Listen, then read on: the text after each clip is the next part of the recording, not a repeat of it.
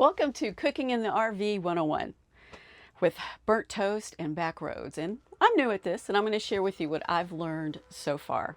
So one of the first elements I've learned is we have an RV that has a 30 amp, which only allows two large elements that I can choose from. So it could be the AC and hot water. Then after that, I can't add anything else. I can't microwave, or I can't use the air fryer or the coffee maker. So I've got to make choices as I'm preparing and thinking about what I'm going to make for the road.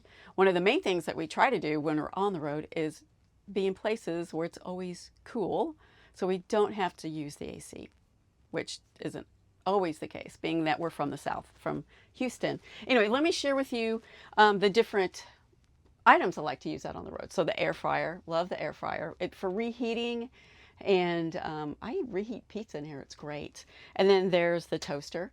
Panini, I love making paninis out on the road, and it helps to keep the bread fresh. I usually keep it in the freezer, and then I take it out and I defrost it, and it just kind of helps it to taste fresh the day that I make that sandwich. And then the heating element, I use this sometimes. I don't want to use the gas stove, and I have a heating element on hand. And then next we have the multi-pot, and it's also a slow cooker.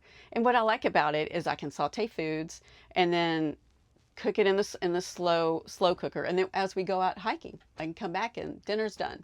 And then of course our old trusty coffee maker, which I love the Nespresso. I hate the pods. I want to come up with some new solutions for that, but I really love this coffee maker. And then last but not least is the microwave slash oven. And what's interesting about that is it's a microwave and an oven. So it's a heating element and a microwave. So when I use the microwave, I have to be sure that I don't use any metal. But if I use the oven, I can use metal. It's kind of interesting. So I try to use glass for the microwave and oven.